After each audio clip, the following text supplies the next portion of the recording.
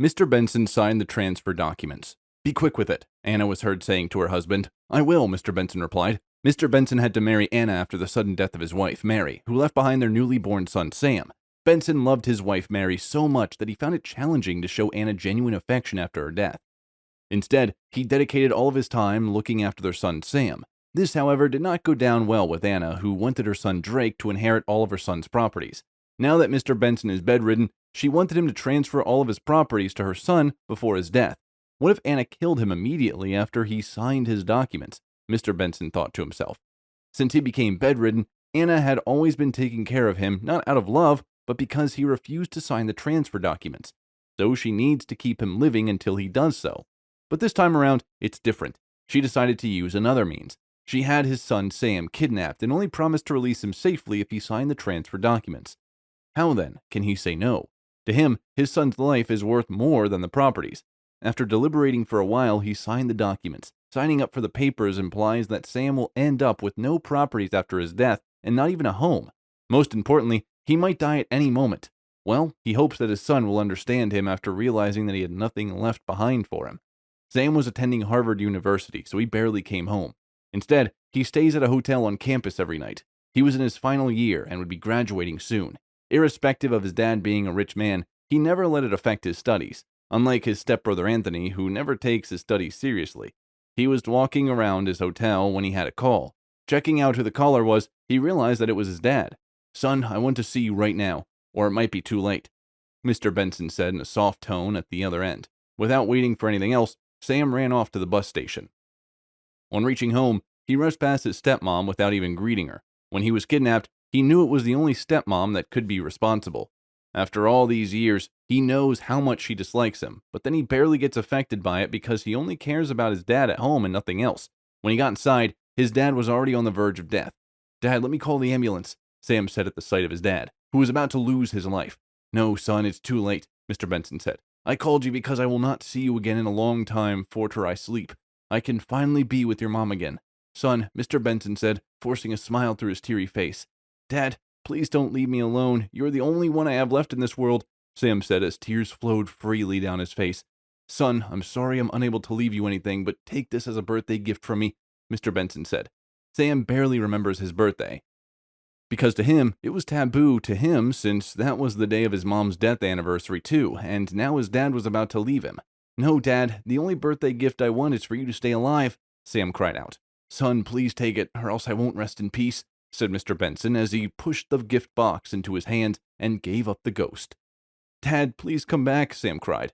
A little while later, the ambulance arrived and his dad was sent to the morgue after he was confirmed dead. Checking out the contents of the gift box, he realized that it was a Rolex watch made from diamonds.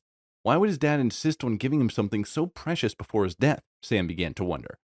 Their family lawyer arrived later in the day to announce his dad's will. In his will, he made Sam the rightful owner of all his properties, just as expected, because his stepmom and her son were evil and mean people. They only loved to spend money on luxurious things without thinking. "Hold on, Lawyer Ken. I have something nice to show you," Anna, his stepmom, was heard saying. She brought out a transfer document signed by his dad, which he handed to Lawyer Ken. The records required that Anthony become the next heir to all Mr. Benson's properties, leaving Sam with absolutely nothing, not even a place to stay. Checking the signature, Lawyer Ken verified that it was authentic. "Well, I guess my dad had reasons for doing so," Sam said. "Sam, I'm so sorry about this," Lawyer Ken said. "Please don't blame yourself. It's not your fault. I believe my dad had difficulties in doing so." "Sam, can you leave my home now? Because I feel sick seeing you around," Anthony said. Sam went for his things without saying a word and left the house. Luckily, he was in his final year with all his tuition and hospital fees paid in advance, and he had nothing to worry about in a while. Now that he had no home, he must live on his own, so he decided to invest his time and energy into something profitable. He was a grade A student offering computer science. It had always been his dream to teach coding online, just that he never thought that he would have to start it so soon. After several days of planning things out, Sam was ready to launch his business. But there was one colossal bridge that he needed to cross. He had no money. To make matters worse, all of his father's company shareholders he talked to were unwilling to help him out since he had nothing to do with the company. However, there was only one way for him to solve the funding problem: sell the diamond watch that his dad gave him before his death. He had to make this callous decision because it was the only thing that he had left from his dad. After deliberating over it for some time, he decided to sell it as he had no alternatives. He was removing the watch from the box to check it out when a piece of paper fell. Wondering what it might contain, he unfolded it to check out the content, and it read, "Sam, by the time you read this letter, I might be no more. Anyway, I hope life is treating you well. Don't worry too much about me because I'll be doing great whenever I find myself. The diamond Rolex watch is not just one of those ordinary ones. It is a totem that I came up with that will enable its holder to become the next owner of your mom's properties. Sorry for making you suffer all this time, son. Before your mom died, she was a hard-working woman who wanted to make a name for herself even though I was already rich and can afford to take care of us all. Before her death, her last wish was to make you inherit all her wealth. By then, you were too young, compounding with my fear that something like what your stepmom did would happen. I created this diamond watch to keep the property safe. See Lawyer Ken with the diamond watch, and he will help you."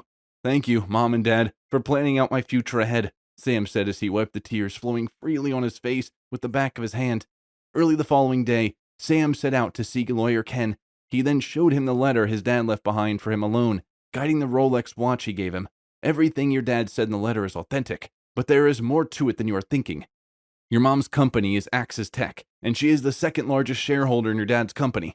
Although she is no more, your dad maintained her shares for future reasons like the situation you're in now. Unfortunately, your stepmom, she is not aware of this because your dad used a different name for it instead of your character. But then the watch holder is the next owner of your mom's shares," Lawyer Ken said. "I want my dad's company back. Is that possible?" Sam asked. "Yes, it's a potential," Lawyer Ken replied. "Then I want to get it back before my stepmom ends up ruining all that my parents created from their hard work. Then I have planned," Lawyer Ken said. Early the following day, Sam and Lawyer Ken went to see some shareholders who wanted to sell off their shares after the news of Sam's dad passing away spread. After some negotiations, they bought off their shares. By the end of the day, Sam became the highest shareholder in the company, unknown to his stepmom. Next, they paid the company a visit, knowing they had a shareholders meeting that day. Today, a new boss will be selected. This was the rule after the presiding boss died. When they entered, they walked straight to the seat reserved for the Axis Tech manager. His stepmom was shocked to see him at the shareholders meeting, but had to maintain her calm because they were in the presence of others. "So let us commence with the arrangement," the chairman said. "But before we continue, let us find out who our new boss is. We need to vote for a chairperson. On my list, I have 2 candidates, so please cast your vote by ticking your preferred candidate on the list." After the election, his stepmom was in for a shock after she saw the results projected. Axis Tech manager had the highest votes, and to her disbelief, it was her stepson whom she managed to throw out of the home after her dad's demise. "I can't accept these results," his stepmom stood up shouting. "And can you tell us why you can't?" a shareholder asked. "I am the highest shareholder in this company and the right person to be the company's boss." "Sorry, Miss Anna, you used to be the highest, but not anymore," the chairman said. He then went ahead to display each person's shares in the company. Sam turned out to be the new highest shareholder with 60% of the shares.